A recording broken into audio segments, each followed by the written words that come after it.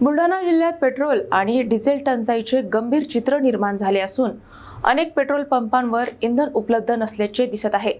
ज्या पंपांवर इंधन उपलब्ध आहे तेथे वाहनांच्या लांबच लांब रांगा लागल्याने पोलीस बंदोबस्तात इंधन वाटप करण्यात येत आहे।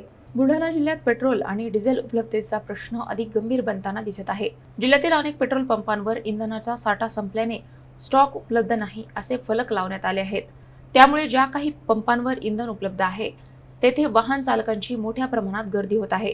चिखली शहरात काही पेट्रोल पंपांवर वाहनांच्या रांगा 1 ते 2 किलोमीटर पर्यंत पोहोचल्याचे चित्र पाहायला मिळाले।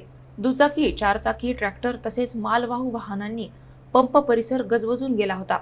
विशेषतः शेती मशागतीचा हंगाम सुरू असल्याने डिझेल अभावी शेतकऱ्यांची अडचण वाढत असल्याचे सांगितले जात आहे। काही ठिकाणी वाहनांचा क्रमांक लावण्यावरून वाद निर्माण होत असल्याने परिस्थिती नियंत्रणात ठेवण्यासाठी पोलिसांना हस्तक्षेप करावा लागला। वाढती गर्दी आणि गोंधळ लक्षात घेता पोलिसांनी पंप परिसरात बंदोबस्त तैनात केला असून वाहन चालकांना शिस्तीत रांगेत उभे करून इंधन वाटप सुरू करण्यात आले। दरम्यान चिखली पोलीस ठाण्याचे ठाणेदार भूषण गावंडे यांनी स्वतः घटनास्थळी भेट देऊन परिस्थितीचा आढावा घेतला। प्रशासनाने इंधन पुरवठा सुरळीत करण्यासाठी तातडीने उपाययोजना कराव्यात अशी मागणी नागरिक आणि वाहन चालकांकडून केली जात आहे।